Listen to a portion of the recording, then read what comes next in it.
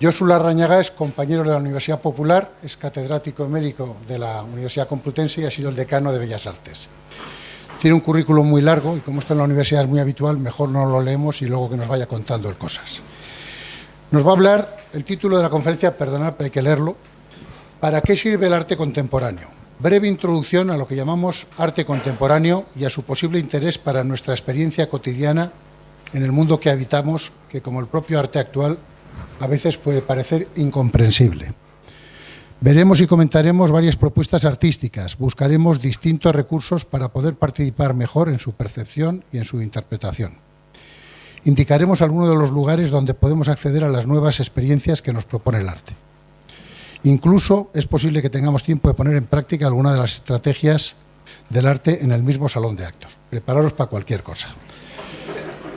El objetivo es dotarse de algunos recursos para poder interpretar y disfrutar el arte actual. O sea que sin más, dar la bienvenida a Josu, es que ricasco Josu. Y ya, bueno, buenas tardes a todos. ¿Se oye bien? ¿Oyen todos? Bien. Buenas tardes, muchas gracias Alejandro, gracias también a Miguel, a todos los colaboradores que me han ayudado a preparar esto, que es una cosa bien sencilla. Como me imagino que todos ustedes saben, nosotros trabajamos con metáforas, con alegorías, y entonces lo único que pretendo es crear un ambiente, algo diferente, y esto se produce mediante la proyección. Adelante, Miguel, cuando quieras. De la proyección de una serie de imágenes que son imágenes de obras de arte actuales. Bien, yo soy el primero en darse cuenta de que en un mundo convulso... No hay problema, tranquilo. Sí, gracias. Decía que soy el primero en darse cuenta de que en un mundo convulso como el que habitamos en este momento, que está además gobernado por la infamia, por la más absoluta infamia, hablar de arte parece una cosa un poco superficial, estrambótica, no sé, anecdótica, pero seguramente porque la idea que tenemos del arte, y sobre todo del arte contemporáneo, es una idea bastante alejada de la realidad, bastante alejada de lo que sucede realmente, de lo que está pasando y de cuál es la función, en último extremo, en última instancia, del arte en nuestras vidas, en nuestras existencias respectivas. Y por lo tanto, yo lo que me propongo hoy aquí es algo muy sencillo, comunicarles, facilitarles algunos ejemplos de lo que el arte está haciendo en este momento. El arte de este momento, como saben, es el arte contemporáneo, ahora hablaremos un poquito de esto, de lo contemporáneo, y entonces mi interés es sencillamente trasladarles una información que les pueda servir de herramienta para la vida. Esa herramienta no solo para interpretar qué es lo que hacen estos señores a los que se les llama artistas, sino una herramienta para saber qué es lo que hacen estas personas, estas señoras y estos señores, y que le llaman arte, puede ser interesante para mí, que soy un ciudadano normal y que va por ahí haciendo su vida y sus cosas, etc. Como digo, en una situación realmente convulsa. Bien, lo que ven por aquí son las imágenes que les decía y lo que vean allí son las imágenes de la conferencia.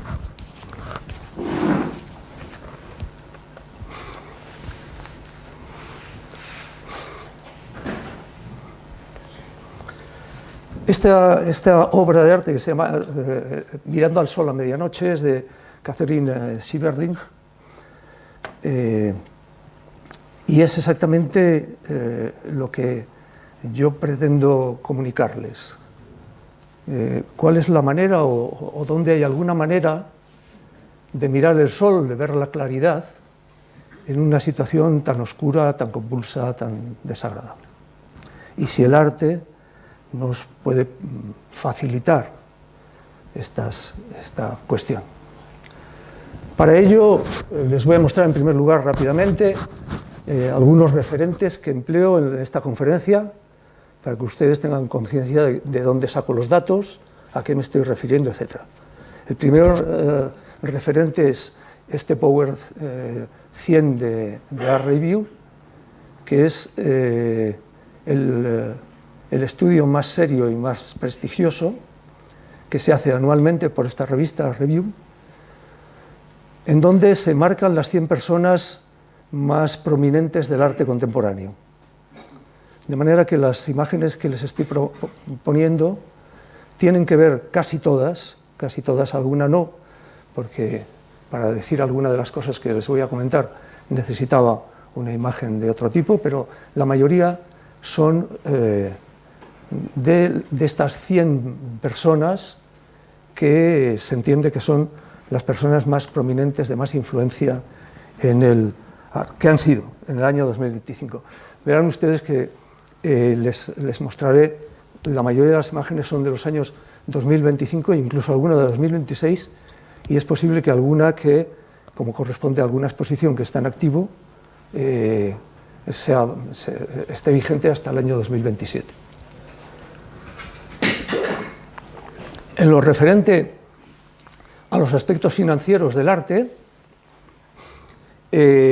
los datos están tomados de Art Market Report 2025, es un estudio que hace Art Basel y UBS. UBS es un banco de inversión suizo y Art Basel es la muestra de arte contemporáneo más potente y más importante del mundo. De manera que son los datos más fiables porque cuentan con el respaldo tanto del arte como de una entidad bancaria muy potente.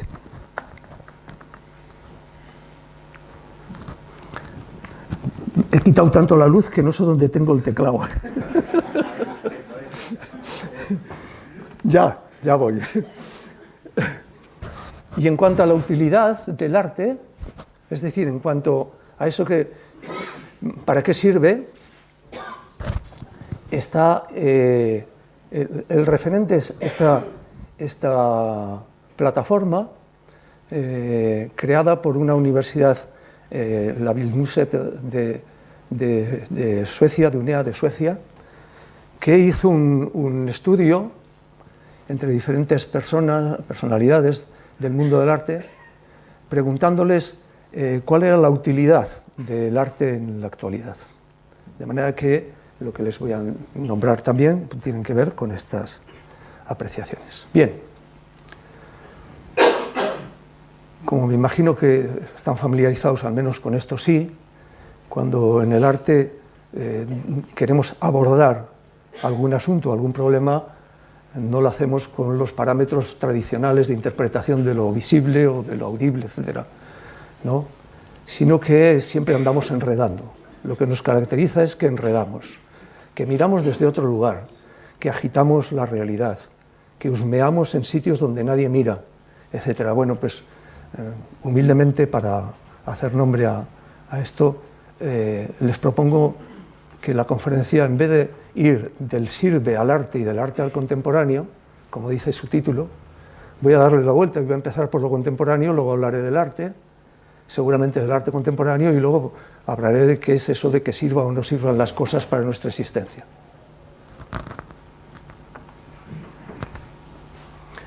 Empecemos con el contemporáneo. ¿Qué es esto de lo contemporáneo?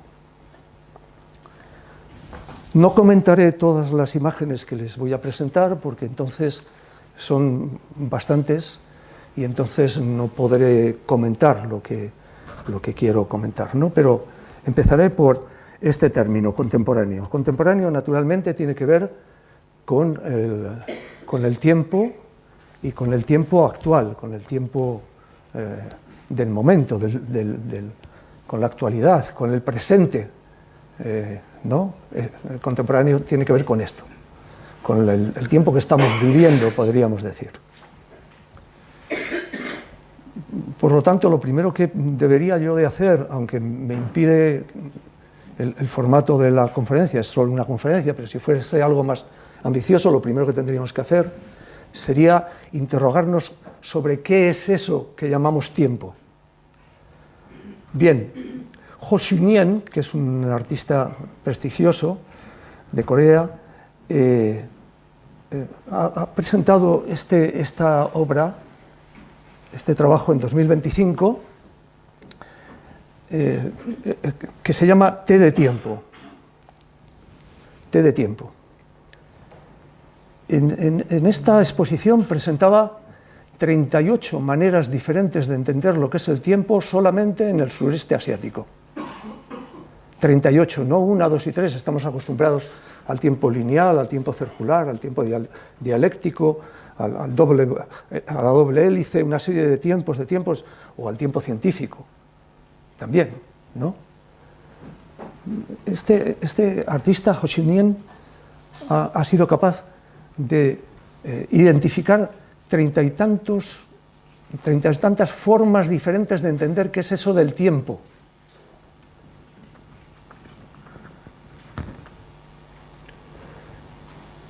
Aunque lo que normalmente usamos como tiempo es lo que llamamos realmente línea de tiempo.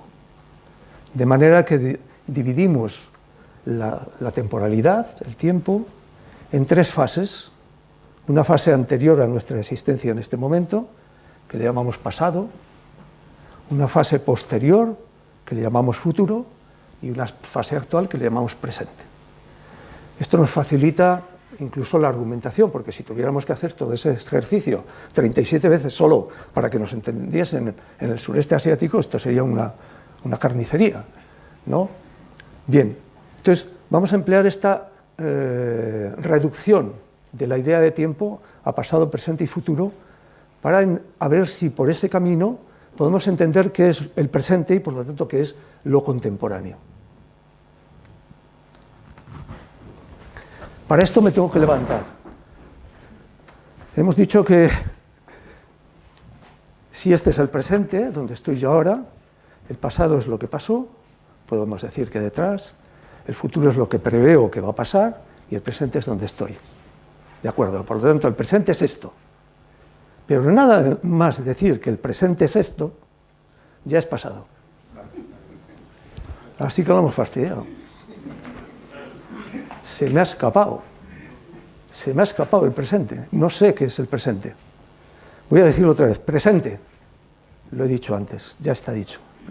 Ya es pasado. Futuro. Nada. No hay nada delante mío, no sé lo que va a pasar. Entonces, ¿qué diablos es esto? ¿Qué juego es este del presente? Bueno, siguiendo la idea de pasado, presente y futuro, digamos que el pasado es aquello que ha sucedido y que yo, o el conjunto de yoes que estamos aquí, que somos unos cuantos, recordamos, memorizamos, intuimos, a veces deformamos aquello que pasó antes. Y el futuro sería entonces nuestras proyecciones. Nosotros proyectamos lo que nos va a pasar, lo que nos puede pasar. Enfocamos nuestra vida en esa dirección, no en otras, sino en esa, sabiendo que la vida luego nos dará bandazos y nos llevará por un sitio y por otro, pero de alguna manera nosotros enfocamos aquello. ¿Qué sería el presente entonces? Pues el presente entonces sería la intersección del pasado y el futuro. ¿Se entiende esto? Si el pasado es un gran magma, y el futuro es un gran magma, aquel corte que hay entre lo que pasó y lo que va a pasar, aquello es el presente. Pero claro, eso quiere decir que hay muchos presentes, y que además ese presente o esos presentes son para cada uno de nosotros diferentes, distintos. Depende. ¿Y de qué depende? Pues depende, naturalmente, si hemos dicho que es una intersección de 2 cuerpos, el pasado y el futuro, dependerá de la densidad de esos 2 cuerpos. ¿Tenemos un pasado denso? ¿Tenemos un futuro denso? Si es así, su intersección será densa y nosotros viviremos un presente denso. ¿Se entiende? Me imagino. Esta sería la idea. Esta idea no es que me la haya inventado yo, claro.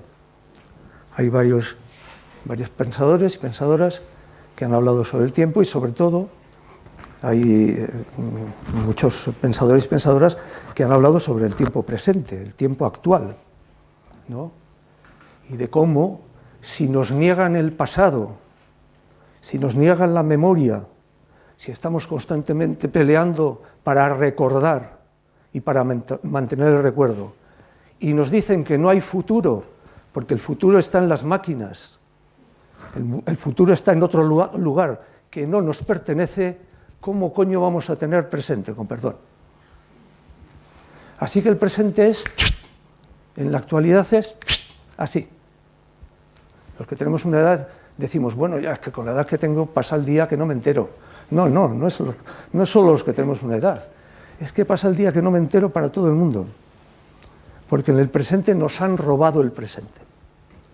Nos han ido achicando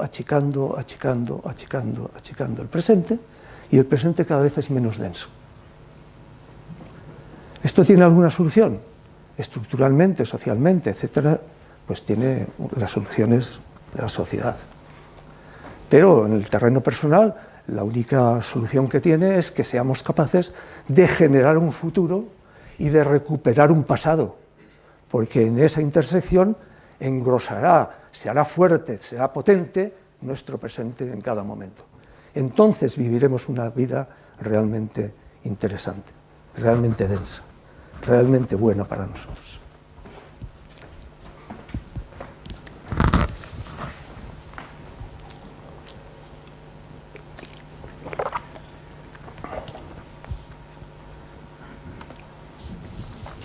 Decía Gilles Deleuze, conocerán ustedes seguramente un importantísimo filósofo francés que, desde luego, en el mundo del arte tiene una presencia constante y muy potente, muy fuerte.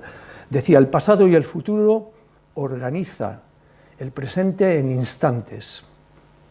El acontecimiento es algo que acaba de pasar y que va a pasar a la vez, pero nunca es algo que pasa. Y esto es muy interesante. Esa densidad hace que nunca pase.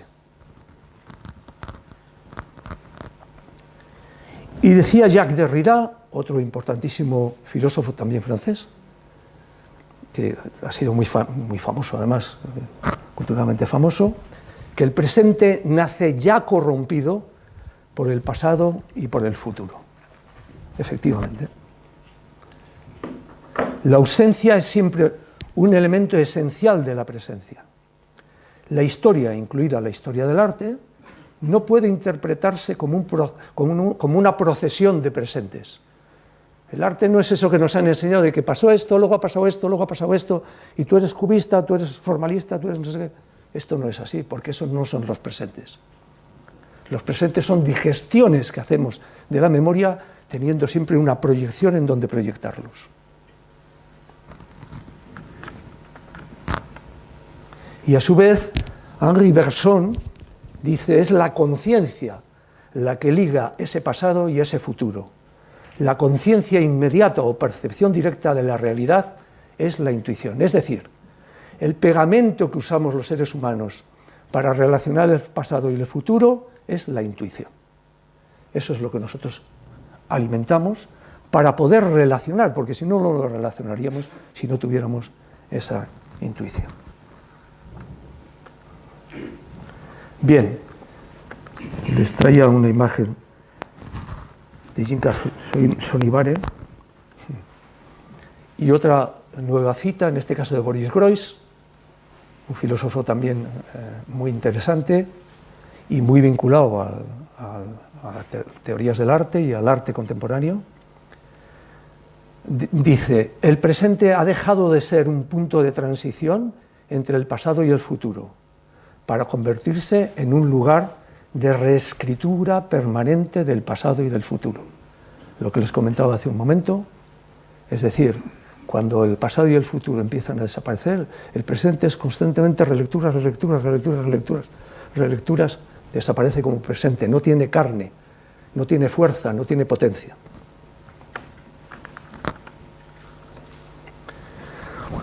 Esto es una obra de arte, esta es Cathy Paterson. Y aquí está organizando la biblioteca del futuro. Ella dice 2014-2114, porque su obra de arte dura 100 años. Eso sí que es apostar por el futuro. Una obra de arte que dura 100 años. Este es un paseo por el bosque de Nordmarska, que está en Oslo, muy cerca de Oslo, a 8 kilómetros más o menos, y hace con voluntarios. Voluntarios a los que les pide un dinero y les da un paseo por el bosque para pensar cómo podría ser una biblioteca que dure en formarse 100 años. Bueno, esto parece descalabrado, pero esto es Platón. Esto es el bosque de Academo. Esto es lo que hacía Platón con sus colegas. Se daba paseos por el bosque, charlaban, pensaban, así se oxigenaban, veían en la naturaleza cosas, se imaginaban, intuían. Así que no parece nada nuevo. Esto es agarrarse al pasado, bien pasado.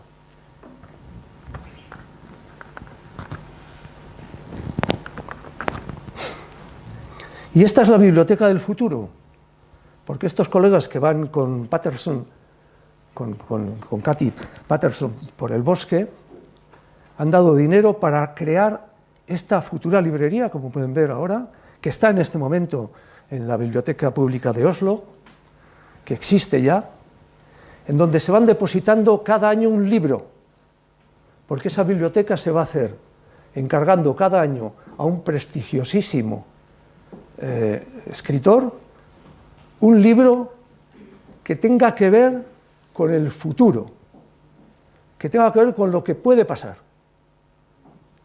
Ya hay unos cuantos libros. Hasta ahora solo han participado premios Nobel, para que se hagan idea del tipo de proyecto que es. Y dentro de este museo lo que hay es una serie de buzones, son estas tiras blancas que ven ustedes aquí, en donde se va depositando cada libro. Pero estos libros no se van a leer, ni se van a publicar hasta dentro de 100 años. Será entonces, cuando se abran todos los libros, se abran como biblioteca accesible por todo el mundo y se publicarán.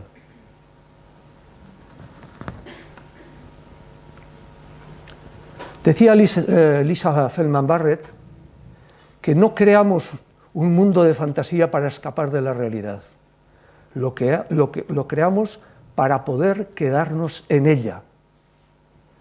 Esto es fundamentalmente lo que hace el arte, crear mundos de fantasía para poder quedarnos en este mundo, para poder vivir en este mundo.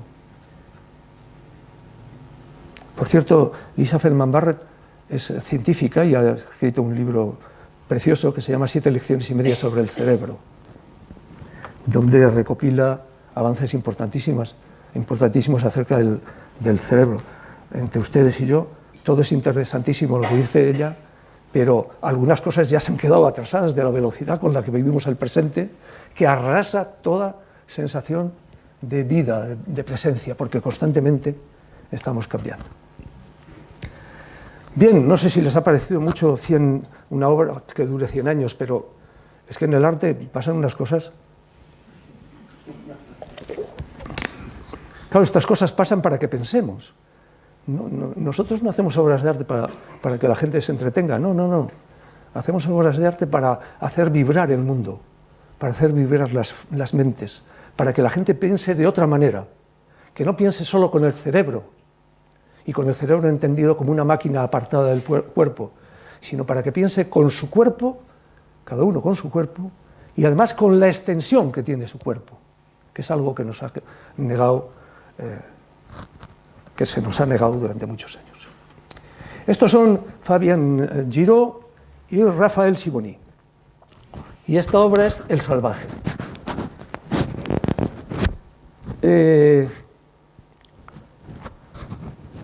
Esta obra, así como la anterior, está hecha para que funcione durante 100 años. Esta obra está hecha para que dure 1000 años hacerse. Está programada para que la obra dure 1000 años. Y en este caso, en vez de llamar a escritores, se llama a artistas. Y cada año un artista construye una película, un film, que tiene que ver con la realidad del presente, que es lo que ese artista promueve para este presente. Y ustedes dirán, ¿cómo es posible que sea una obra de arte para 1000? Esto es una patochada, esto es una payasada. Pues no crean ustedes. Se ha comprado un bosque ya, con las aportaciones de muchísima gente que quieren aportar dinero a un proyecto como este. Se ha construido un plató, que es el que ustedes ven ahí, y se está construyendo una serie de edificios que albergarán progresivamente este trabajo monumental. Calculan que 37 generaciones serán, 37 generaciones, calculan, este trabajo monumental para tener un registro de los presentes durante los próximos 1000 años. Dice Boris Groys, al que ya he nombrado antes, ser contemporáneo no significa necesariamente estar presente, estar aquí y ahora. Significa estar con el tiempo, más que en el tiempo. Con él, con el tiempo, comprometerse con el tiempo. Ser compañero del tiempo. Ayudar al tiempo cuando anda en problemas, cuando tiene dificultades, como ahora. Eso es ser contemporáneo.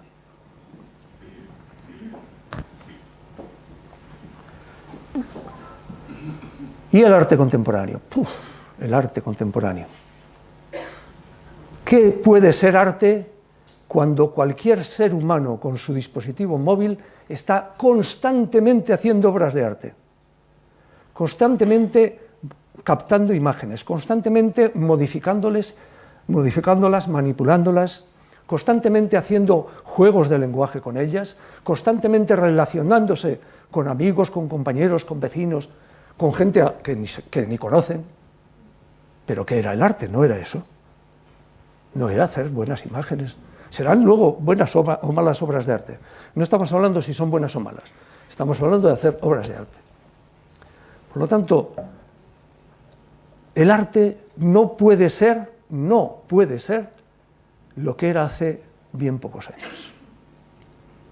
Ahora la producción de arte se ha descentralizado de tal manera que todo el mundo hace arte. Por lo tanto, hay que preguntarse, ¿qué es eso de arte? Y por último, sobre este pequeño repaso de algunas temporalidades, esta obra de Ryuichi Sakamoto, que es ver el sonido y escuchar el tiempo. Simplemente para trasladarles la idea de que el tiempo no solo pasa o no solo nos anima a acompañarle, sino que además se escucha, se saborea, se huele. Todo esto es un aprendizaje, porque en la medida en que sepamos relacionar nuestros sentidos con el tiempo, con las temporalidades, entenderemos el mundo de una forma completamente diferente y seguramente le daremos ideas, preguntas, haremos preguntas que sean realmente importantes para el tiempo, para los tiempos en que vivimos. Como me estoy entreteniendo, voy a pasar un poco rápido algunas imágenes. Vayamos ahora al arte. ¿Qué hace el arte? Seguramente ustedes ya han oído hablar de Yayoi Kusama, incluso alguno de ustedes se habrá pasado con el Reina Sofía y habrá visto alguna exposición suya. Esta en concreto se llama La esperanza de los lunares enterrados en el infinito. Esos lunares representan proyectos artísticos, obras de arte, que cada uno en sí mismo, perdidos cada uno por un lado o por otro, no pasa nada.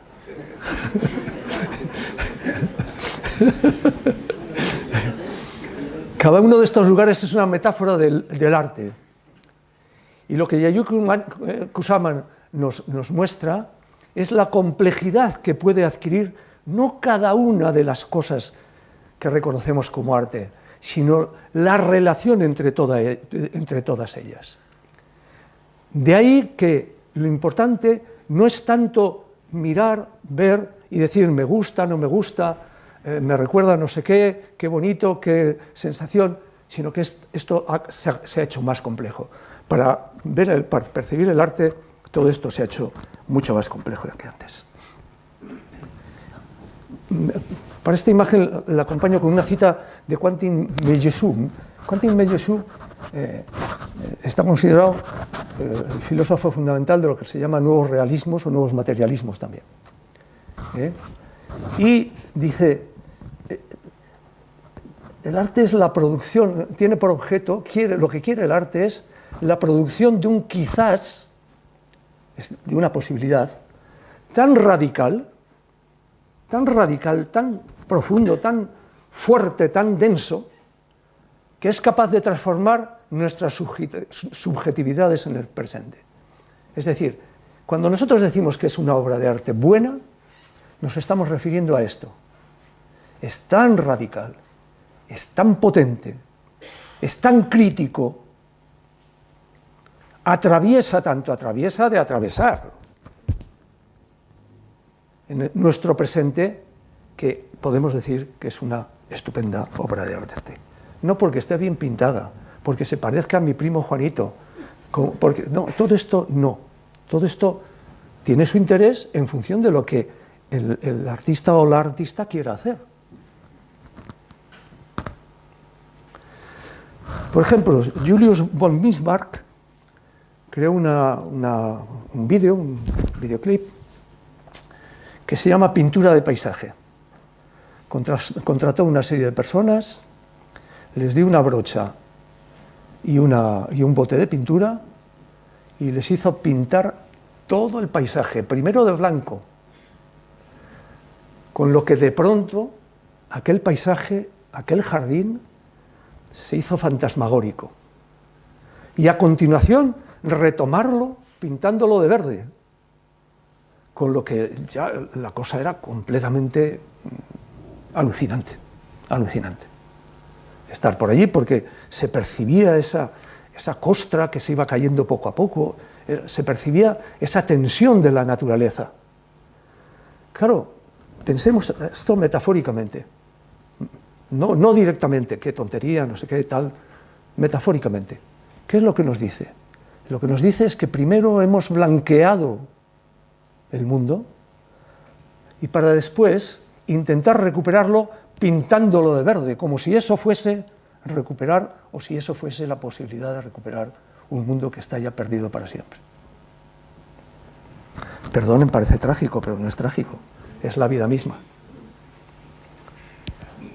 Este es José Enrique Mateo y esta es una obra firma para un fondo que, si no me equivoco, se inaugura mañana en Santa Cruz de Tenerife. Es una obra que existe actualmente.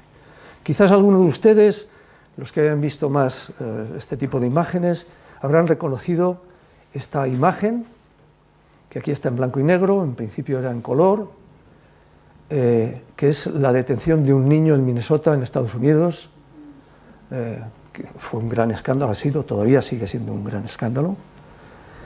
Bien, José Enrique Mateo lo que hace es recoger esta imagen de los medios. Para que no quepa duda, todavía hay signos claros de que está cogido de los medios. Y poner delante un rotulador. Esto tiene un cierto misterio, salvo cuando nos acercamos y descubrimos y reconocemos que ese es el rotulador que se ha empleado para firmar, que se emplea profusamente, además de una forma, en fin, no quiero poner adjetivos para que nadie piense que estoy haciendo otra cosa que no es el arte, pero en esa imagen que ven ustedes abajo a la izquierda, fíjense ustedes la dimensión de la firma, que además son dos firmas. No estaba contento con firmar una vez, firmó una sobre otra, ¿no? Y lo de abajo a la derecha es una comparativa que hizo el The New York Times sobre las distintas firmas, porque luego tiene la poca vergüenza de decir que algunas cosas no son firmas suyas, que se las han... Entonces tuvieron que hacer un estudio de cosas firmadas y mostrar que todas eran del mismo personaje. Bueno, aquí hay obviamente una crítica política, que va más allá de la política, porque encarcelar a un niño o matarlo no es política, agrede a los fundamentos de lo humano, es inhumano. Claro, dicen, como todo es política, esto también pueden tener esa idea política. No, no, perdón, esto es anterior a la política. ¿Para qué hay política? Vayamos a Grecia antigua.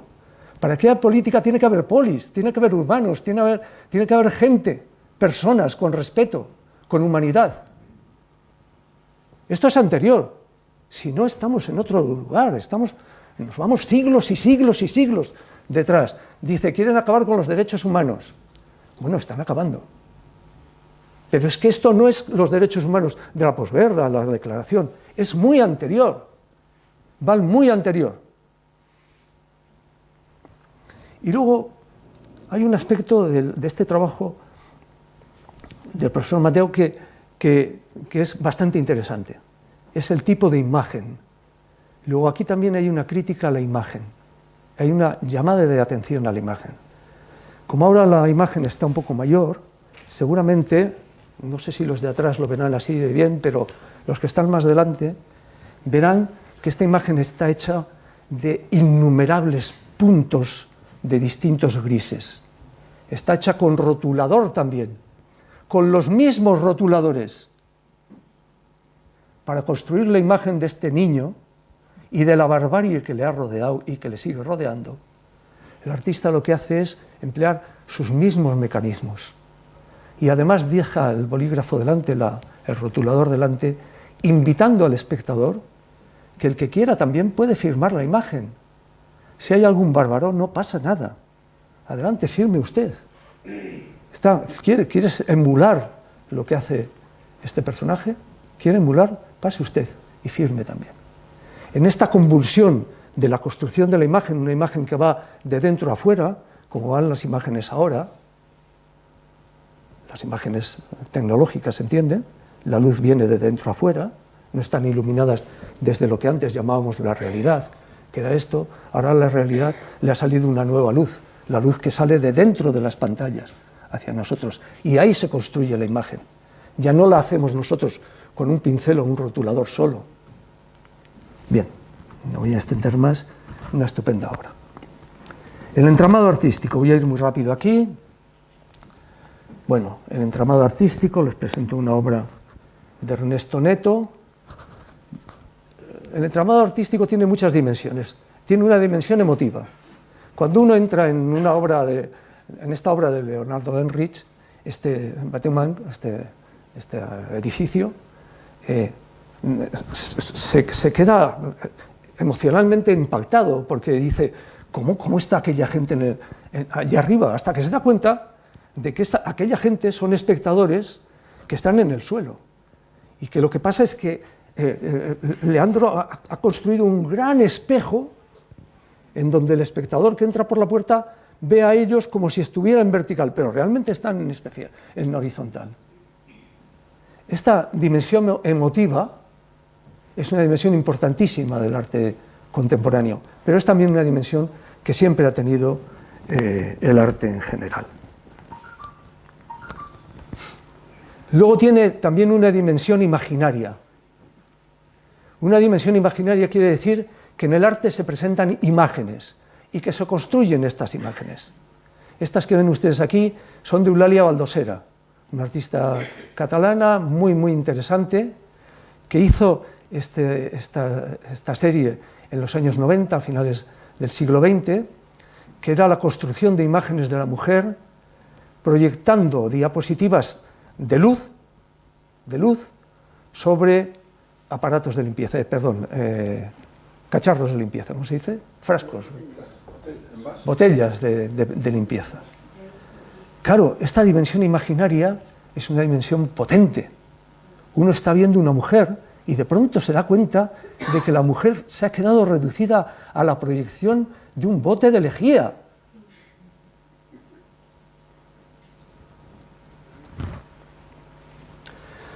Esta es una obra de Bill Fontana, se llama Sonidos paralelos, ecos silenciosos y el glaciar derretido. Por una serie de sensores puestos en los glaciares. Esto está hecho en Taiwán, estuvo hecho en Taiwán. Una serie de sensores transmitían, cada vez que había un desprendimiento de hielo, transmitían una vibración a esta enorme campana, y en la ciudad se oía ¡pum! ¡Pum! Cada vez que se caía un pedazo de glaciar. Creo que no hay que comentar mucho. Bien, después también tiene una dimensión relacional. El arte se emplea para relacionarnos. Esto se ve en la enseñanza, se ve en las actividades culturales, se ve en los hospitales, etcétera, etcétera, etcétera. Tampoco hace falta mucho, simplemente nombrar que tiene esa dimensión. También tiene una dimensión institucional, ¿no? Esta es una obra de Tomás Sarraceno, en órbita, que es una enorme malla de 2.500 metros cuadrados, colgado de Standardhaus, este museo de Renania-Westfalia en Alemania.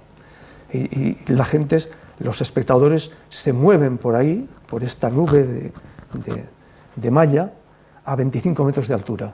Es obviamente también, de nuevo, una metáfora del tiempo que nos está tocando vivir. Caminamos sobre una malla, sobre una red de redes, literal, ¿no?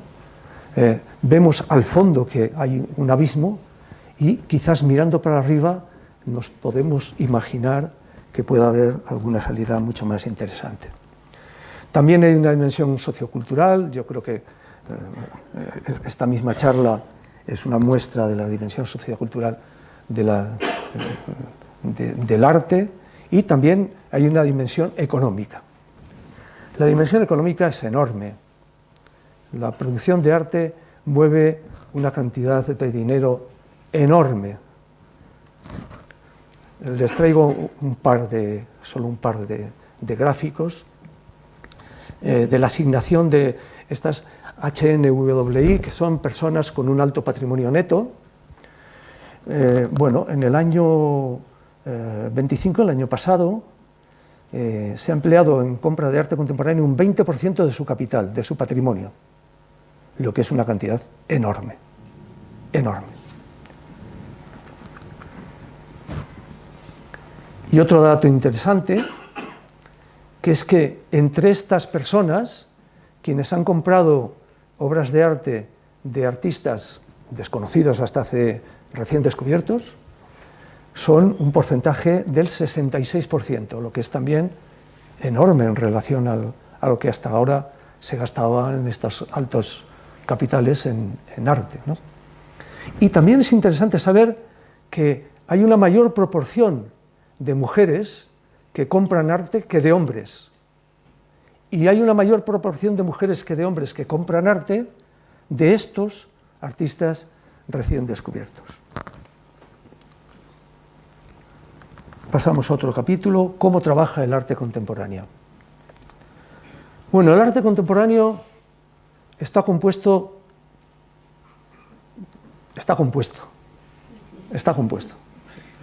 Y como todo compuesto, tiene componentes. No se puede pensar que el arte contemporáneo tiene solo un componente o dos. Tiene muchos componentes. Entonces, simplemente los voy a nombrar para que ustedes sepan que esos son componentes que tienen cada propuesta contemporánea del arte. Los primeros componentes que tiene son materiales. Esto es bastante antiguo, porque las primeras imágenes que la humanidad ha hecho eran un componente material. De hecho, se llaman imágenes materiales a las primeras imágenes, ¿no? Se hacían con cosas, con sustancias, o raspando las cosas, o untando las paredes con sustancias, con barro, con arcilla, ¿no?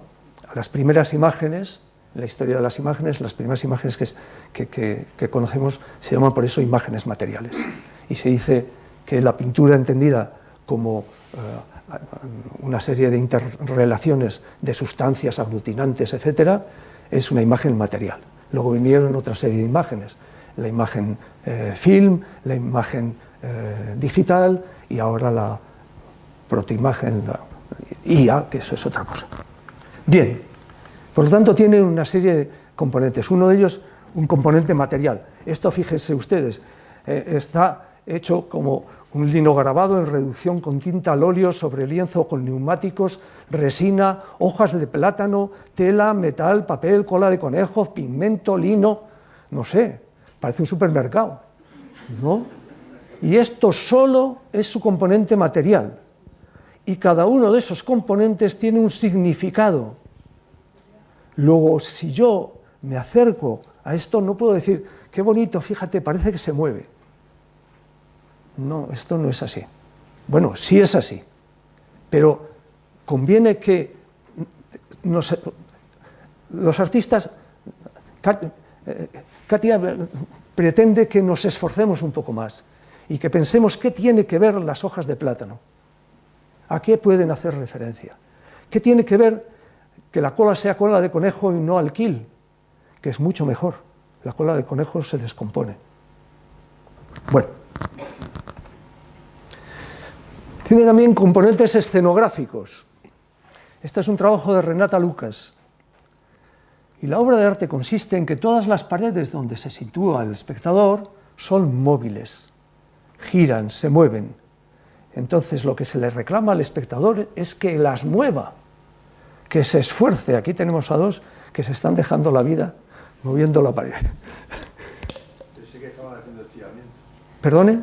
Que pensé que estaban haciendo estiramientos. Estiramientos, sí, no me extraña.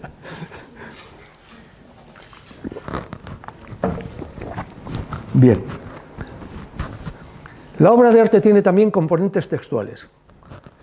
En este caso, en el caso de Roman Ondak, el componente textual es el ser de la propia obra de arte. Aquí, cuando entró el primer espectador o espectadora, no había nada. Mejor dicho, no, había espacio, había paredes, había un rincón, había una configuración determinada. Aquello estaba organizado. ¿Y qué es lo que pasó? Que la primera espectadora se puso contra la pared y el artista, Roman, fue allí con un rotulador, le marcó la línea como hay costumbre de hacer con los niños, se les marca una línea y se les pone la fecha para saber luego cómo van creciendo. En este caso, se marca la línea y se pone la fecha.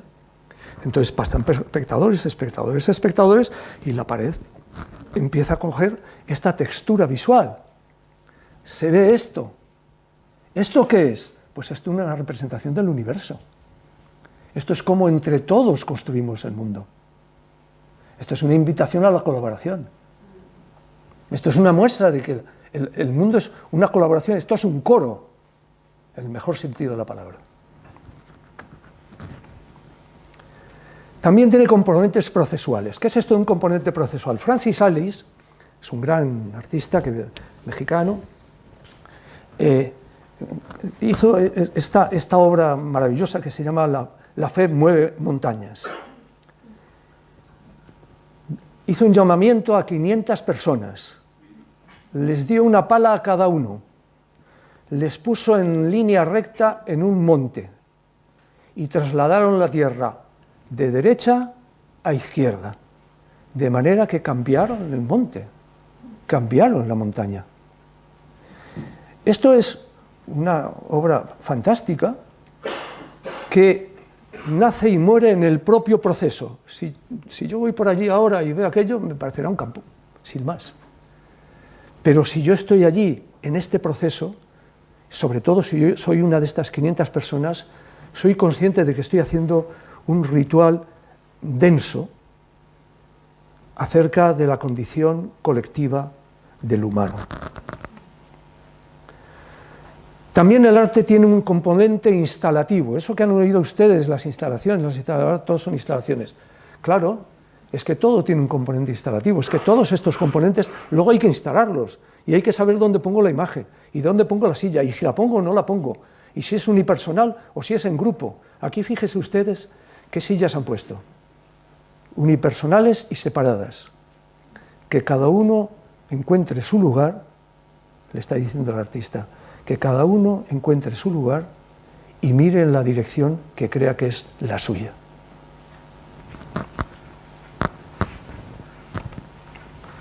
Tiene componentes generativas. ¿Qué es una componente generativa? Pues que la artista o el artista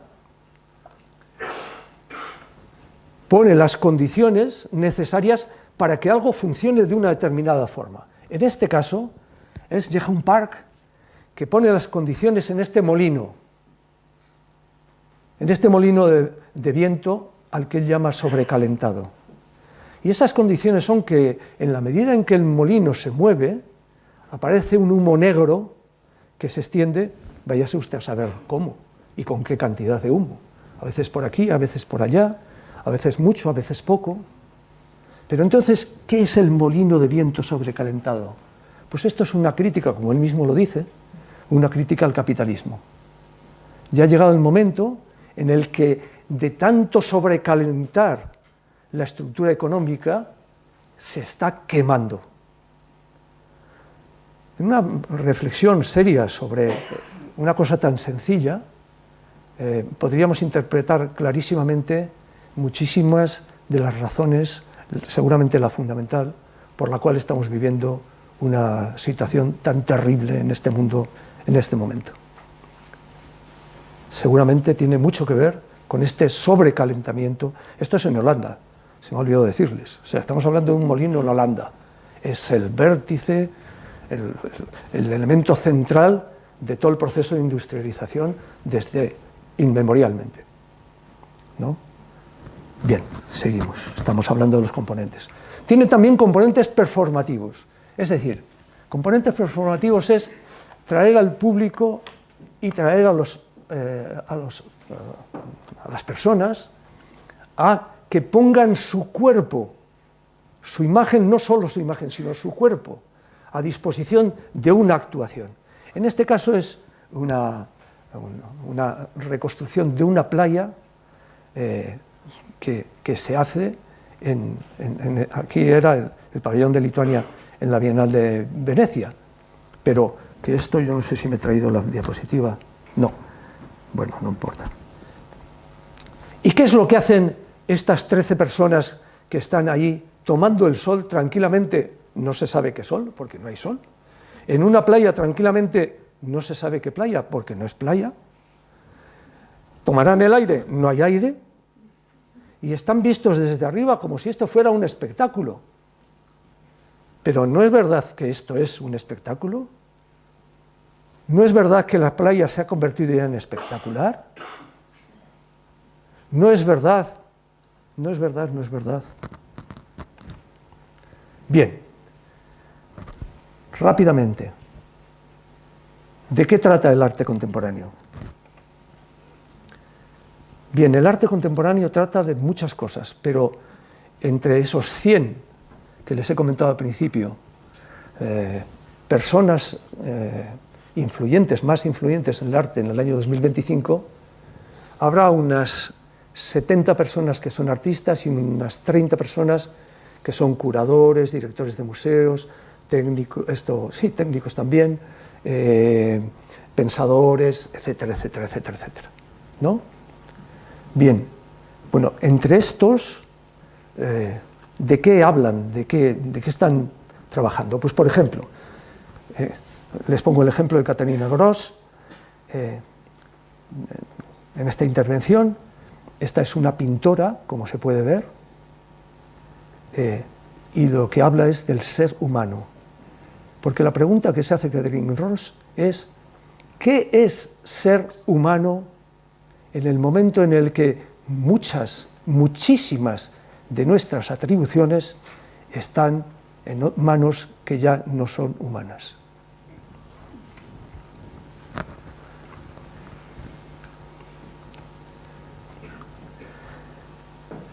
En el caso de Chiharu Shiota, se trata de la inclusión del cuerpo. Es decir, podemos seguir interpretando, analizando, observando el mundo desde el punto de vista del intelecto solamente, o necesitamos más, mucho más, para entender este mundo. El arte propone que incluyamos el cuerpo, que incluyamos no solo los sentidos, sino las relaciones, las proyecciones, que entendamos la intelección como intelección del cuerpo entero. ¿Qué más propone?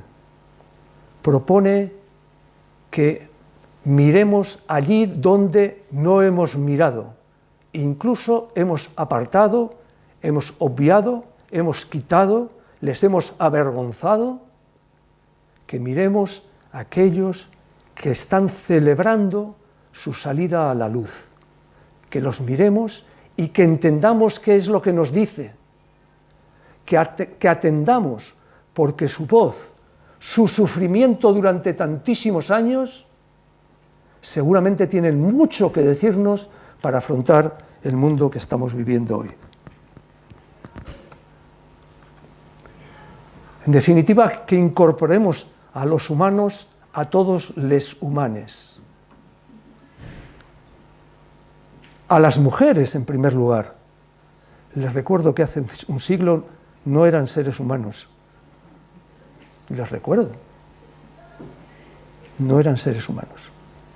La aportación del feminismo es lo más interesante que ha tenido la humanidad en el último siglo, y no digamos en las últimas fechas.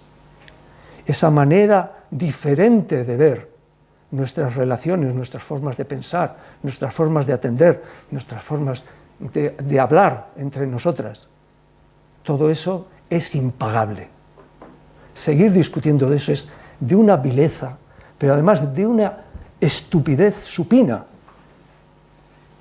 con lo que se puede aportar, con lo que están aportando. ¿Cómo es posible? Incorporar a las personas racializadas es tan importante, porque no solo hemos usado sus vidas, sino, como dice Bambo, el filósofo ganés, hemos también prostituido su idea de la muerte, no solo de la vida, también de la muerte. ¿Cuánto nos tienen que decir las personas racializadas? Y con cuánta humildad deberíamos de estar escuchándoles, en vez de estar con esas atrocidades que estamos.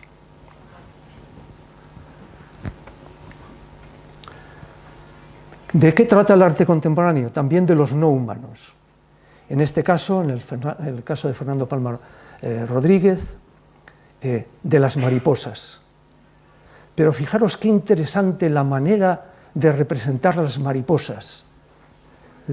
La mariposa es ahora un enorme conjunto de mecanismos, de maquinarias que les hacen aletear, moverse, etcétera, etcétera, etcétera. El arte contemporáneo trata de tener conciencia del mundo. Diana Scherer lo que hace es que va al campo y pacientemente, con un gran cuchillo, se mete por debajo de las plantas y va cortando, para darle, en este caso a esta alfombra, le da la vuelta y nos muestra lo que hay debajo de lo que vemos. ¿Qué hay debajo? ¿Qué hay detrás de lo que estamos viendo? Esta es una pregunta, una gran pregunta. Como decía el poeta, lo importante no es tener respuestas. Es importante, pero lo más importante no es tener respuestas. Lo más importante es tener preguntas. Decía, si alguna persona ha tenido alguna vez en su vida una buena pregunta, ya puede morir tranquilo. Tener una buena pregunta, no estar repitiendo lo que nos dicen, quien sea. Tener una buena pregunta, construir una buena pregunta, esto es lo importante. Bien, Diana Scherer tiene esta pregunta: ¿qué es lo que hay debajo del mundo? ¿Dónde está la conciencia del mundo? O escuchar al mundo, escucharle, no imponerle lo que debe de ser. Esto es el humanismo. Algún día debíamos de hablar del humanismo. Una vez más, pero habría que hablarlo. No, No. Escucharle, tener la paciencia de escucharle, tratar de entrar en su lógica, en su manera de ser.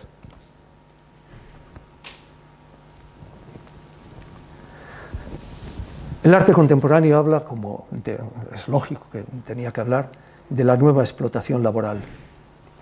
Esto es Ito Steyer, es una artista alemana, también quizás alguien ha podido verla en Reina Sofía, que hace una metáfora con esta gran caja del jugador de ajedrez del siglo XVIII, que es una caja maravillosa porque era un autómata que invitaba al público a jugar al ajedrez, pero en el gran cajón que tenía delante suyo había un señor que hacía las jugadas de ajedrez y que movía las palancas del autómata.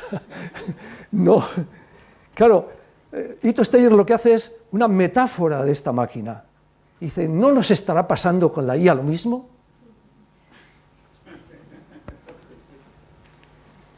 Ella coge los campos de refugiados y, claro, el fondo es los campos de refugiados y nosotros vemos los campos, pero ella nos muestra otra realidad, nos muestra la actuación de las plataformas en estos campos de refugiados, que lo que hacen es contratar a trabajadores entre los refugiados, porque es mano de obra casi de balde, y los hacen trabajar seleccionando con una serie de pautas las informaciones que luego trasladan a la IA.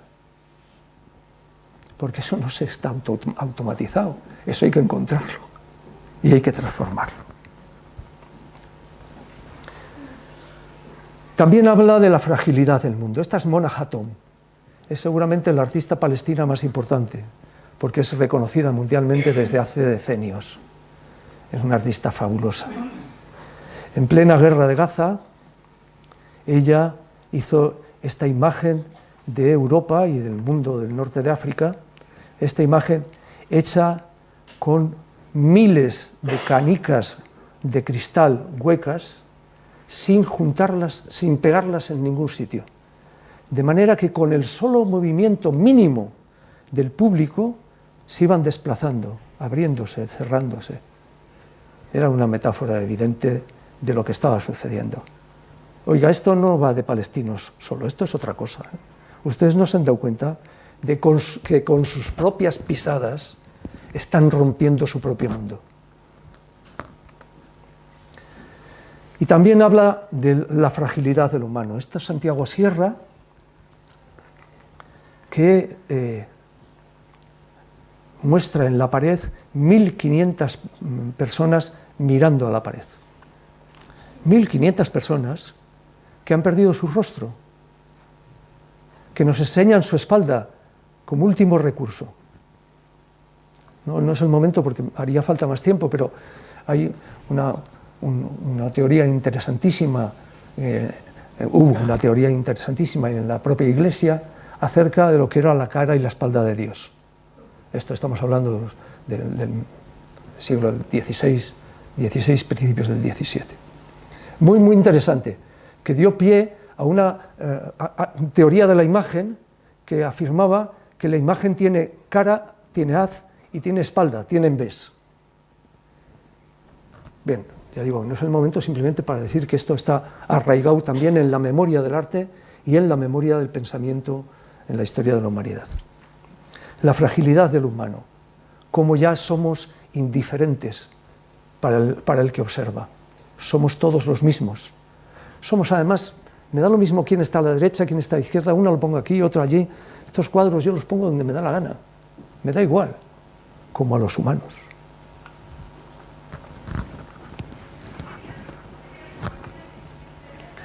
Habla de la ferocidad. Este es Thomas Hickrom, uno de los artistas más prestigiosos que hay en este momento, y nos enseña esta comunidad de fragmentos. Nos muestra a nosotros como comunidad de fragmentos, de trozos. Hemos dejado de ser entidades, hemos dejado de tener la entidad de humano para ser un trozo de humano cada uno de nosotros. Entonces, Esto tiene que ver con la ferocidad con la que los poderosos se quieren apropiar de nuestra existencia y llevarnos a un mundo donde nosotros no seríamos mucha cosa. Y también el arte contemporáneo habla de la experiencia on life. La experiencia on life quiere decir que no es ni online ni offline, sino que todo está en la vida. Off life es que todo es vida. Hubo un momento en el que había una experiencia en las tecnologías y otra experiencia en la naturaleza, en nuestra vida normal, no sé qué. Todo eso ya se ha disuelto, ahora todo es experiencia y la realidad es más el dispositivo que llevamos en el bolsillo, seguramente, que lo que respiramos, porque en lo que respiramos también están dispositivos electrónicos incluidos. Esto es de Rijo y Queda, también ha estado por España muchas veces. Eric Sadin, uno de los teóricos más importantes que hay ahora acerca de las nuevas tecnologías, decía en este libro La vida espectral, pensar la era del metaverso y las inteligencias artificiales generativas. Decía, la vida, insumo y savia del capitalismo, es vampirizada de modo cognitivo, es decir, está chupada de un modo cognitivo. Los datos brotan de nuestro cuerpo para ser recogidos, procesados por inteligencias artificiales generativas. Esto convierte al capitalismo en hematológico y a nuestros cuerpos en algo fijo y exagüe ante la pantalla. Relegados a un lugar marginal, se dibuja para los humanos una nueva condición, la de espectros. ¿Para qué sirve el arte? Y ya termino. Esta es Helen Kamuk. La obra es Cómo hacer coro primero. Es una obra que empezó en 2019 y que luego se ha ido desarrollando.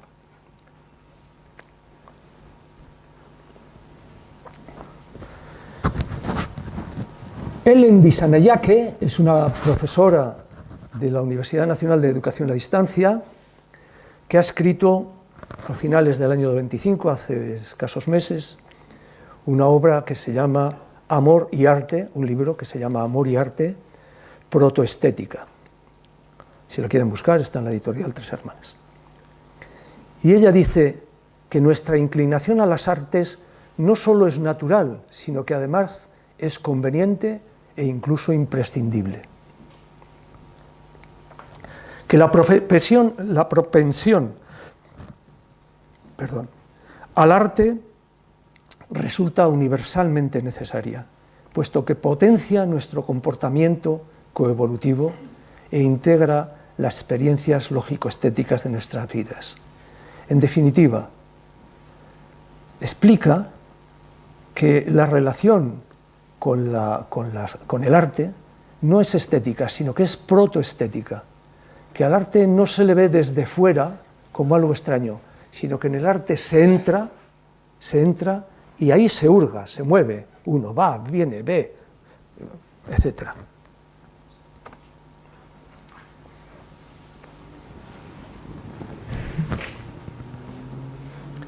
¿Para qué sirve el arte contemporáneo? No sirve, desde luego, como nos indica Morimura, en mirar desde fuera, como si el arte estuviera más allá del telón, en otro lugar, como algo para expertos, como algo para... No, se trata de romper estas cortinas y entrar dentro. Se trata de participar en él, a veces escuchando, solo escuchando. Se trata de jugar con él, como estos niños, como esta obra que es una obra para que los niños disfruten, estén por ahí. Se trata de bailar con él. Se trata también de hacer uso de él. Esto es el taller textil de Top Manta de Barcelona y esta es la presentación de la colección de ropa del 2023. Lo que me parece fascinante, ¿no? Fantástico, es el ejemplo claro de cómo el arte contemporáneo impregna nuestra actividad. Se trata, en definitiva, de entrar a pensar con él, a pensar de otra manera, a pensar con los sentidos, con los conocimientos, con los afectos, con las miradas, a participar de él incluso cuando sea tan bello como estos robots blandos de Murakami, cuando sea tan bello que entrar en ellos solo nos produzca belleza. Como nos dice Mark Buckford, de lo que se trata es de seguir caminando con todas nuestras fuerzas y con todos nuestros aliados, que son muchos, porque son la vida misma, lo más vivo de nuestra sociedad como humanos. Esos son nuestros aliados. Anton Chekhov, decía que una obra de arte no tiene que resolver un problema, solo tiene que formularlo correctamente. Esto es, qué clarividencia, ¿no? La persona hace un siglo o más de un siglo, ¿no? Qué clarividencia. No tiene que resolver nada, sino pensarlo. Y Nuccio Ordine dice, si no se comprende la utilidad de lo inútil y la inutilidad de lo útil, no se comprende el arte. Yo añadiría, con permiso de Ordine, no se comprende el mundo. Bien, vuelvo a Helen Kammock, decía, ¿qué hacer? Y este qué hacer era repetir la misma imagen, la misma imagen, la misma imagen, la misma imagen. No se trata de pasar delante de una y decir, ¡qué bonita! Y ya he estado en el arte, ya he cumplido con mi cuota de artisticidad. No, se trata de comprender esta reiteración de lo mismo, que es precisamente lo más característico de nuestro presente. Nada más, muchas gracias.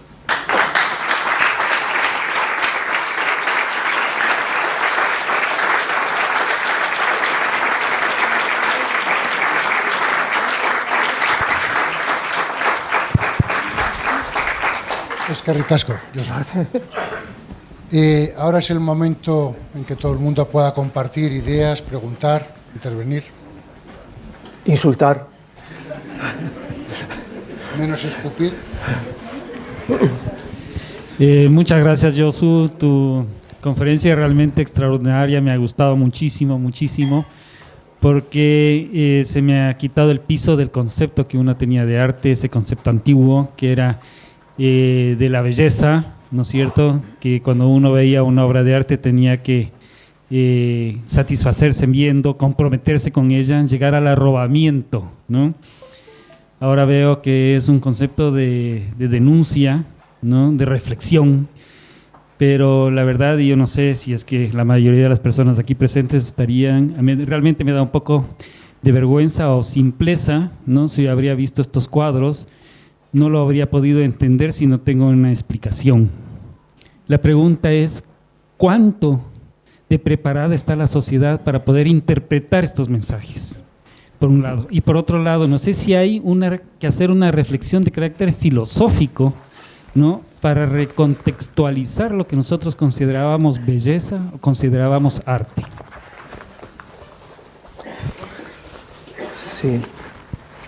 Sí, ambas preguntas muy interesantes y muy lógicas, por otro lado. En primer lugar, empezaré por la última, como he empezado la conferencia, al revés.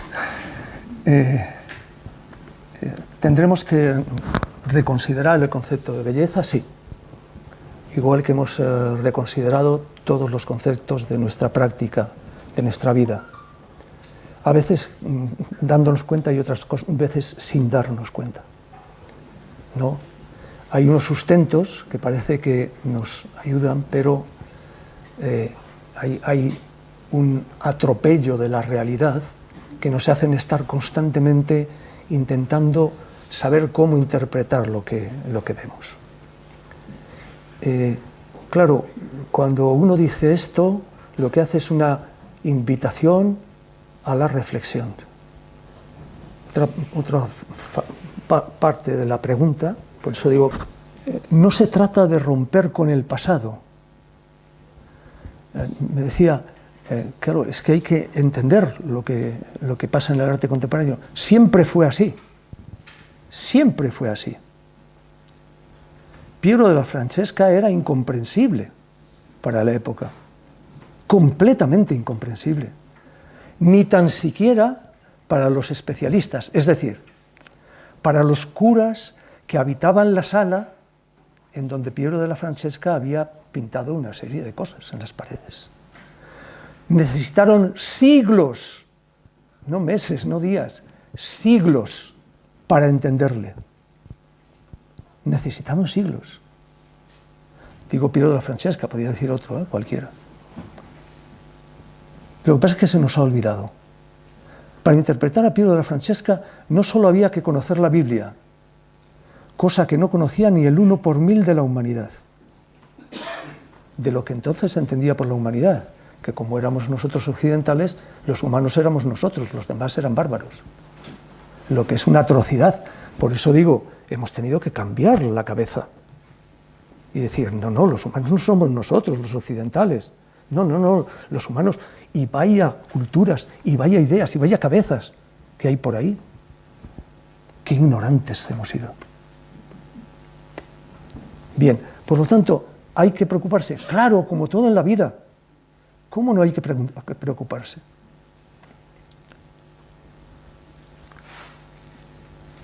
Iba a decir, bueno, lo voy a decir. También había que enseñarles a ver. A las personas había que enseñarles a ver. Nos parece natural el ver. Pensamos que esto se nace viendo. Bueno, no hay que leer más que a Levi Strauss para ver qué pasó cuando él hizo el experimento de llevar una máquina fotográfica, hacer fotografías de los aborígenes y enseñarles la fotografía a los aborígenes. ¿Qué es lo que pasó? Que nadie vio nada. Señores, a ver se enseña. Pensábamos que era natural, no es verdad. Nos han enseñado a ver. De hecho, cuando tenemos a nuestro hijito allí, pequeñín, en la cuna, le decimos, mira la foto, el niño o la niña, mira así. Mira la foto, es tu mamá, mira los ojos, mira las... ¿Por qué le decimos que es tu mamá? Lo tendría que ver si es natural. Pues porque le estamos enseñando a ver. A ver se enseña y se aprende. Y es costoso. Y dura mucho tiempo. Y por lo tanto eso siempre ha pasado. Lo que pasa es que nos hemos olvidado de eso. Nos ha parecido algo natural. Claro que es natural. Porque lo natural... Perdón. Claro que es natural. Porque lo natural se constituye epistemológicamente, es decir, perdonen el palabra, se constituye en la cultura, en la historia, se constituye en los avances de la humanidad, en los retrocesos. Ahí es donde se construye.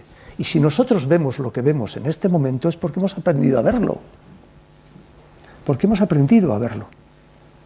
Y a veces digo inconscientemente, porque ¿cuánto hemos aprendido a ver de las imágenes telemáticas? Que normalmente, si no hubiésemos tenido contacto con ellas, no veríamos ni la mitad de la mitad. ¿Cuánto? Así que sí. Y por último, sobre la belleza. Decía al principio, sí, hay que reconsiderar la idea de belleza y la idea de sublimidad. Estas dos categorías, que como ustedes saben son del romanticismo, ¿no? Eran muy interesantes como método en el romanticismo para interpretar la realidad que existía.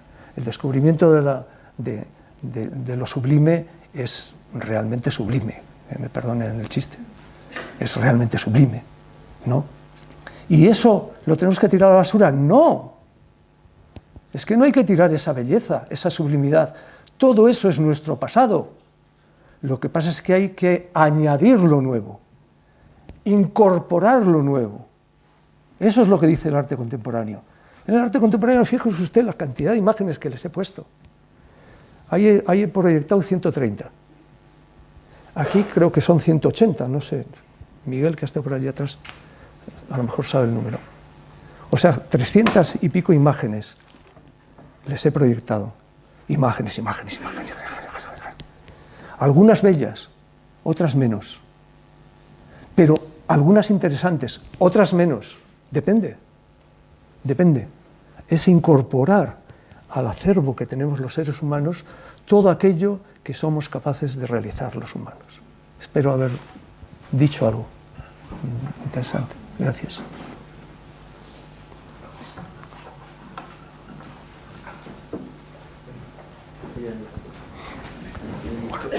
Voy a animar. Hola, bueno, muchas gracias por la charla. Bueno, yo en un par de imágenes de las que nos has enseñado, yo las he visto en el Reina Sofía, pero hubiera dado cualquier cosa por haber tenido una persona ahí a mi lado, por ejemplo, como tú, para que me hubiese ido explicando, porque había algunas imágenes que me gustaban por su colorido, por la composición y tal, pero no me enteraba absolutamente de nada de lo que me estaban transmitiendo, de lo que me querían transmitir, ¿no? Y bueno, iba a lo mejor con mi mujer y le decía, jo, es una pena porque no me estoy enterando de nada. Y entonces no sé si a todas las personas, o la gran mayoría de las personas que estamos aquí, o no nos han enseñado a mirar, o no tenemos la cultura de saber mirar, porque eso es saber mirar y tener tiempo para pensar. Cosa que ahora en el arte, que se está haciendo constantemente, va tan rápido que no queda tiempo para pararte en las imágenes, o sea, para darles una pensada, que dirían ahora, no sé, es tan rápido. Esto es tan rápido que, no sé, solo quería decir eso. Sí, muchas gracias. Ahora ya estoy preocupado con el micrófono, ¿no? Se oye bien, me alegro. Sí, la primera cuestión sobre las instituciones. El Reina Sofía es una institución de arte, es un centro de arte, no es exactamente un museo, pero es un lugar donde hay una serie de colecciones interesantes y que se dedican a hacer otra serie de trabajos. El esfuerzo que hacen las instituciones desde hace años para acercar las obras de arte al público es cada vez mayor. Si tienen el hábito de ir a los museos, sobre todo los museos de arte contemporáneo, el Reina Sofía está muy bien, hay otros, hay uno un poco conocido al que se va poco, que es al Centro de Arte 2 de Mayo, que está en Móstoles, que sin embargo es el Museo de la Comunidad de Madrid, pero bueno, no parece que haya mucha voluntad porque la gente se entere ni siquiera que existen y que se quede allí en Móstoles, ¿no? Bueno, si ustedes habitualmente se acercan a un museo, podrán ver que cada vez hay más frases, cosas escritas en las paredes. Los letreros, no solo hay cartelas, la típica cartela donde se explica el origen, sino que además hay frases, hay intentos de contextualizar lo que se está viendo. Esto pertenece a tal época, se hizo de tal manera, hubo tales personas, la relación con la política era esta, la relación con la sociedad era esta, los inventos que había en aquella época eran estos otros. Es decir, se está haciendo ese esfuerzo.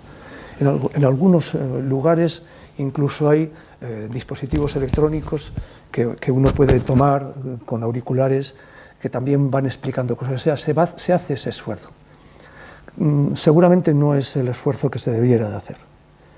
También hay un problema económico que hay que nombrarlo. Es curioso cómo hay un problema económico para atender a los usuarios generalmente, y sin embargo se mueven unas cantidades económicas atroces, ¿no? en el arte. Porque antes no les he querido dar una cifra, porque tampoco en las cifras coincide todo el mundo, pero las cifras que se barajan del movimiento artístico son descomunales. Ese porcentaje, el 70% de las grandes fortunas es una parte de lo que se mueve en el arte, luego en el arte se mueve mucho más, ¿no? Y además el arte ahora no solo mueve fortunas, sino que ahora en este momento, este es otro objeto que también requiere más tiempo para explicarlo, es un activo financiero. Es decir, el arte se usa como moneda de cambio, como una moneda más.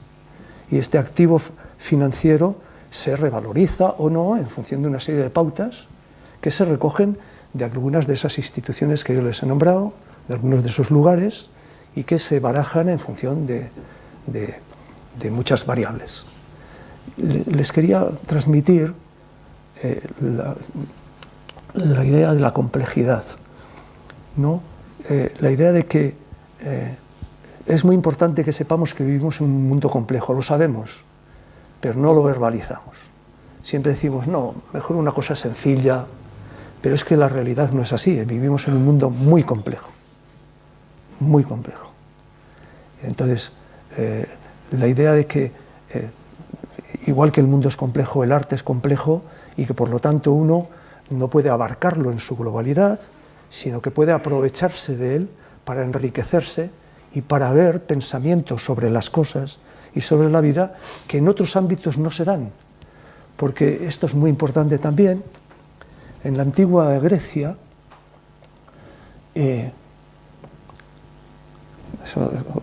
otra puerta abierta para otra ocasión, pero en la antigua Grecia el arte estaba vinculado con la política, ¿no? Con la polis.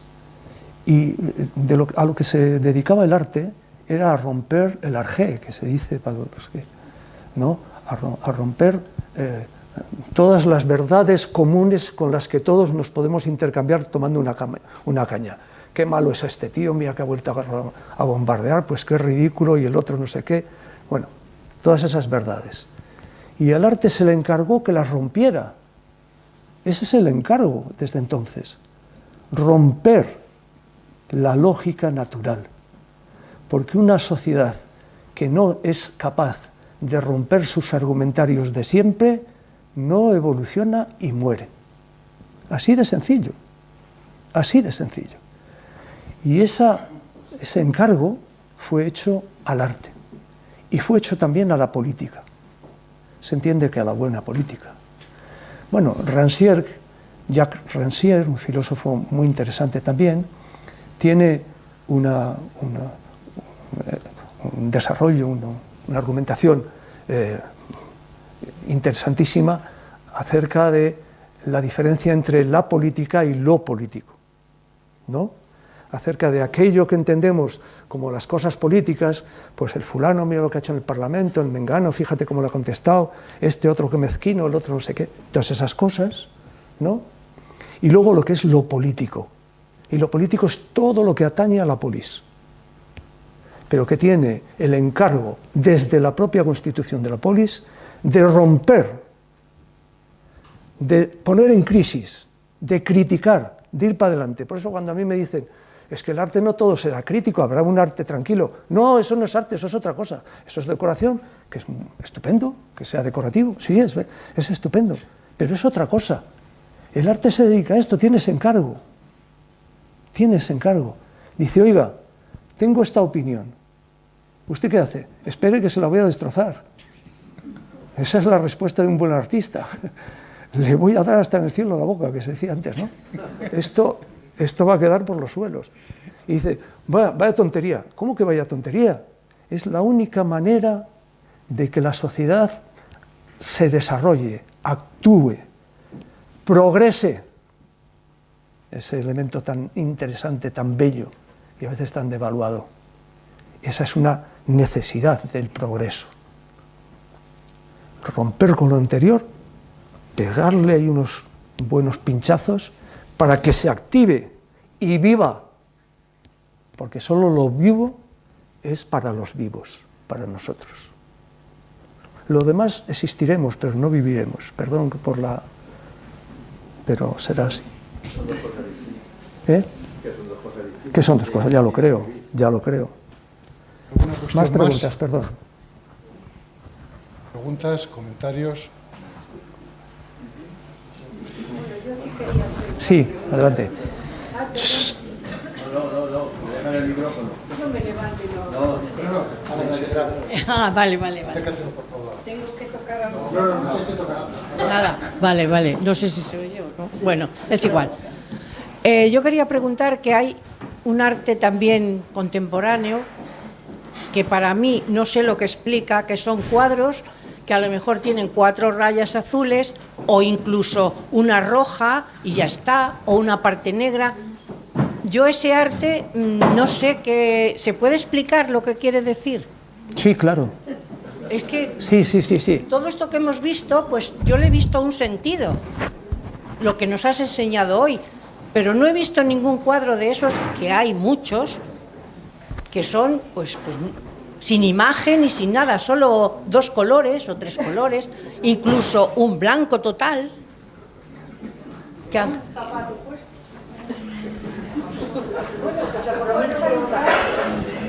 O aquel plátano que pusieron en arco, ¿no? Eso no sé. Un plátano con un celo. No, vamos a ver. En la presentación de hoy, en la conferencia de hoy, ya les he comentado al principio que estaba considerando el arte contemporáneo como el arte más actual, porque pienso que así el marco que les ofrezco como herramienta para ustedes es más útil, es más... me alegro de que se entienda mejor esto que otras prácticas artísticas que no son tan recientes, que pueden estar en un museo de arte contemporáneo, pero que son... japonés que tiene un montón de cuadros de ese estilo. Ay, bueno, ya me callo. No te preocupes.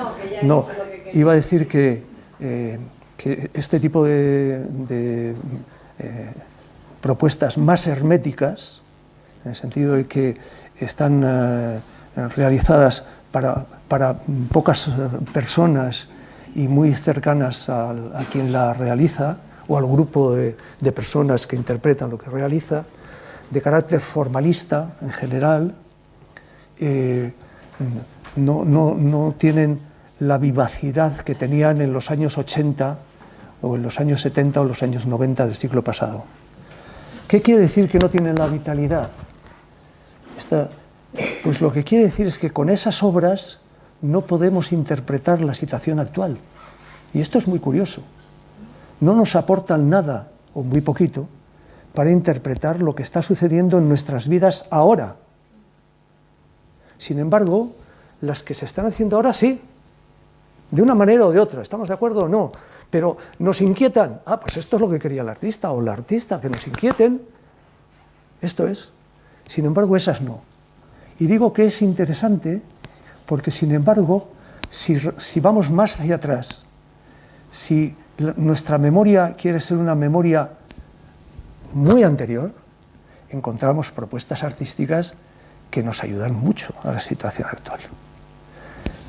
Seguramente no seguro, están hechas para una sociedad que no era la nuestra y que además ni entendía la nuestra, es decir, para otro público, para otras personas, pero sin embargo, la potencia que tienen esas obras es ahora una potencia que nos es útil. Por eso nos gusta tanto, nos interesa tanto ir al Museo del Prado, por ejemplo. Porque si no, el Museo del Prado tendríamos que cerrar. No, ¿qué va? Ahí hay una potencia enorme. No solo se trata de rentabilizar la enorme aportación económica, histórica, que ha hecho que compremos esos cuadros, esas esculturas, etc. No es solo eso, que vayamos allí a pasar la mañana del domingo. No es solo eso. No, es que poseen una potencia y una densidad que trasciende su época, que trasciende su público, para el público para el que fueron hechos, que nos interesa muchísimo, en definitiva, que nos dicen cosas. Fijaros, ya como veo que no hay muchas palabras y seguramente es un poco tarde, fijaros qué interesante el caso de Goya, ¿no? Qué interesante. Pues las pinturas negras de Goya no fueron hechas para que las vea la gente, sino que fueron hechas para su casa.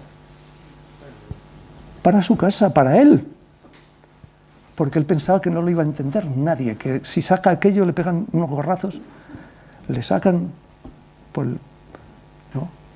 Y ahora, sin embargo, tú ves una obra de Goya, una de estas obras de Goya, no es tan compleja, no nos cuenta espacios del pensamiento que existen actualmente y que son muy interesantes, pero nos ayuda a comprender muchas de las cosas que se está haciendo en el arte actual.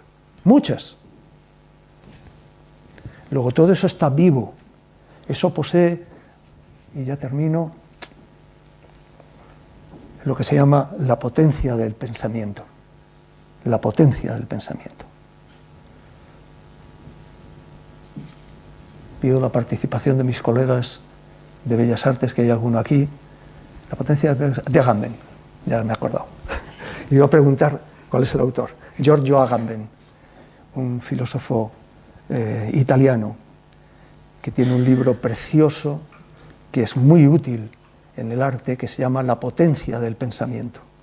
El pensamiento no es solo el fluir de una idea genial para el intercambio entre humanos, tal, esta idea de la modernidad, que era muy bonita para su época y tal. No, ahora no. Ahora Giorgio Agamben nos muestra cómo lo más importante del pensamiento es su potencia, su capacidad de imprimir en las vidas, en las personas, en las experiencias de todos, instrumentos para que puedan vivir una vida mejor. Espero que en mi cortísima posibilidad les haya servido de algo mis palabras. Muchas gracias.